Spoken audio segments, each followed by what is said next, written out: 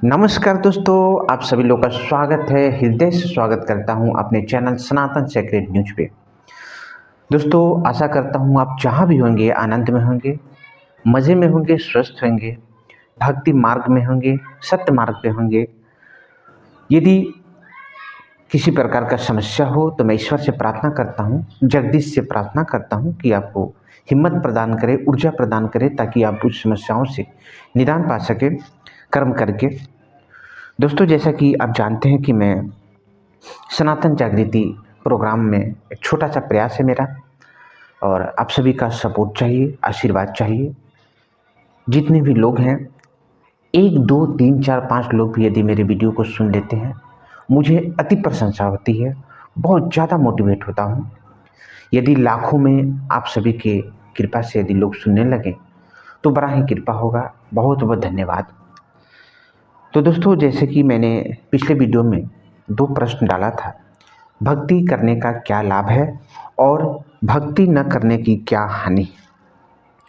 उसी क्रम में दोस्तों, भक्ति करने न करने का क्या हानि है, क्या नुकसान है, आप अपने इस अनमोल जीवन को कैसे चूक जाते हैं सार्थक बनाने में भक्ति न करने से। आइए कुछ उदाहरण, कुछ सच्ची घटना की जो कहानियाँ हैं उसके माध्यम से, जो हमारे संत मुनिजन ने बताया है उसके माध्यम से समझते हैं। दोस्तों, आपसे वीडियो में स्टार्ट करूं, आपसे अनुरोध है कि चैनल को सब्सक्राइब कर लीजिए, बेल आइकन दबा लीजिए, और जितना हो सके जिस भी सोशल मीडिया पर आप एक्टिव रहते हैं, जिस भी प्लेटफॉर्म पे, वहाँ ज़रूर शेयर कीजिए, दबा कर शेयर कीजिए।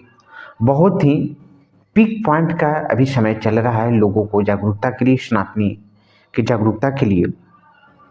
और सबसे खुशी की बात है कि अभी के समय में जो हमारे नौजवान भाई बहन हैं, ऐसा देखा गया है कि बहुत ज़्यादा ही आध्यात्मिक के रास्ते पे चलने का प्रयत्न कर रहे हैं। बहुत ही खुशी की बात है। तो आइए दोस्तों, मैं शुरू करता हूँ। आपसे विनती करता हूँ, ध्यानपूर्वक कहीं एकांत में बैठकर, हो सके तो हेडफोन का प्रयोग कर लीजिएगा। बड़े ही श्रद्धापूर्वक अपने गुरु का नाम लेकर सुनिएगा। ये शब्द सिर्फ शब्द ही नहीं है, ये महात्माओं का आशीर्वाद है। यदि इस विचार को आप सुनते हैं तो जितना टाइम आप इसमें देते हैं, समय देते हैं, निश्चित रूप से ये आपकी सत्संग के रूप में ये समय व्यतीत होती है और इसका पुण्य आपको प्राप्त होता है। विश्वास कीजिए, भरोसा कीजिए। आइए दोस्तों, मैं स्टार्ट करता हूँ कि आखिरकार भक्ति न करने से क्या हानि हो सकती है, क्या क्या हानि होती है, क्या घटा है। दोस्तों, पुगलो बाई की नसीहत मैं आपको सुनाता हूँ। एक राजा ने पुगलो बाई के ज्ञान प्रचार सुने, बहुत प्रभावित हुआ। उस राजा की 3 रानियाँ थी। राजा ने अपनी रानियों को पुगलो बाई के विषय में बताया। राजा ने कई बार पुगलो बाई भक्तिन की अपनी रानियों के सामने प्रशंसा की। अपने पति के मुख से अन्य स्त्री की प्रशंसा सुनकर रानियों को अच्छा नहीं लगा, परंतु कुछ बोल नहीं सकी। उन्होंने भक्तमती पुगलो बाई को देखने की इच्छा व्यक्त की। राजा ने पुगलो बाई को अपने घर पर सत्संग करने के लिए कहा, तो पुगलो बाई ने सत्संग की तिथि तथा समय राजा को बता दिया। सत्संग के दिन रानियों ने अति सुंदर तथा कीमती वस्त्र पहनने तथा सब आभूषण पहने, अपनी सुंदरता दिखाने के लिए कोई कसर नहीं छोड़ी। रानियों ने सोचा था कि पुगलो बाई बहुत सुंदर होगी।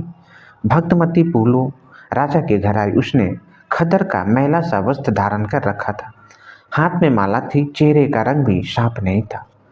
भक्तमती पुगलो को देखकर तीनों रानियां खिलखिलाकर हंसने लगी और बोली कि हे वह पुगलो, हमने तो सोचा था कि बहुत सुंदर होगी।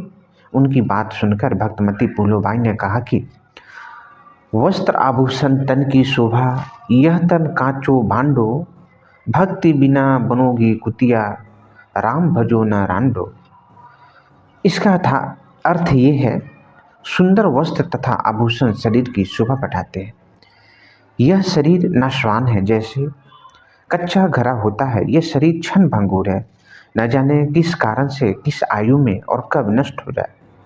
यदि भक्ति नहीं की तो अगले जन्म में कुतिया का जन्म पाओगी, फिर निवस्त्र भटकती रहोगी। इसलिए कहा है, रांडो अर्थात स्त्रियों भक्ति करो। रांड शब्द विधवा के लिए प्रयोग होता है।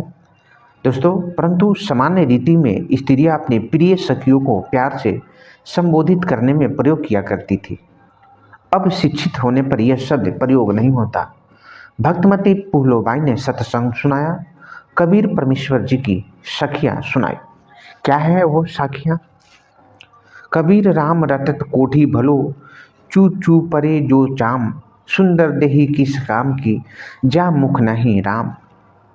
कबीर नहीं भरोसा देही का, बिनस जा छीन माही, श्वास उश्वास में नाम जपो और यत्न कुछ नाही। कबीर श्वास उश्वास में नाम जपो, व्यर्थ श्वास मत खो, ना जाने इस श्वास का आवन हो के ना होए। गरीब सर्व सोने की लंका थी, रावण से रणधीरम, एक पलंग में राज्य गया जम के बड़े जंजीरम। गरीब मर्द गर्द में मिल गए, रावण से रणधीरम, कंस केसी चानूर से हिरणाकुश बलबीरम। गरीब तेरी क्या बुनियाद है, जीव जन्म धरी लेत, दास कब गरीब हरि नाम बिन खाली रह जा खेत। भक्तिन पुलों ने इस संसार की वास्तविकता बताई तथा भक्ति बिना होने वाले कष्ट बताए।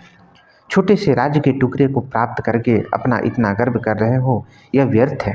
लंका का राजा रावण ने सोने के मकान बना रखे थे। सत्य भक्ति न करने से राज्य भी गया, स्वर्ण भी यही रह गया, नरक का भागी बना। राजा रानियों ने उपदेश लेकर भक्ति की तथा जीवन धन बनाया। कबीर हरि के नाम बिन राजा रसब होए, मिट्टी लदे कुम्हार के घास न नीरे कोय। भगवान की भक्ति न करने से राजा गधे का शरीर प्राप्त करता है, कुम्हार घर पर मिट्टी धोता है, घास स्वयं जंगल में खाकर आता है। फिर पीछे तू पशुआ की जो दीजो बैल बनाए, चार पहर जंगल में डोले तो नहीं उधर भराए। सिर पर सिंह दिए मन बोरे, दुम से मच्छर उड़ाए, कांधे जुआ जोते कुआ, कोंदो का भूस खाए। गधे का शरीर पूरा करके वह प्राणी बैल की योनि प्राप्त करता है। मानव शरीर में जीव को कितनी सुविधाएं प्राप्त थी। भूख लगते ही खाना खाओ, दूध पियो, चाय पियो, प्यास लगे तो पानी पी लो। भक्ति न करने से वही प्राणी बैल बनकर सुबह से शाम तक 4 पहर अर्थात 12 घंटे तक जंगल में फिरता है। हल में जोता जाता है। दिन में केवल 2 बार आहार बैल को खिलाया जाता है, दोपहर 12 बजे तथा रात्रि में। परंतु बैल को बीच में भूख लगी है और चारों ओर चारा भी पड़ा होता है, लेकिन खा नहीं सकता। हाली उसको घास नहीं खाने देता। पानी भी समय पर दिन में 2 या 3 बार पिलाया जाता है। सिर पर सिंह तथा एक दुम पूंछ लगे होंगे। जब मानव शरीर में था तब वो जीव कूलर, पंखे तथा एसी कमरों में रहता था। अब एक दुम है, इसको चाहे कूलर की जगह चाहे पंखे की जगह प्रयोग करो, उसी से मच्छर उड़ाता है।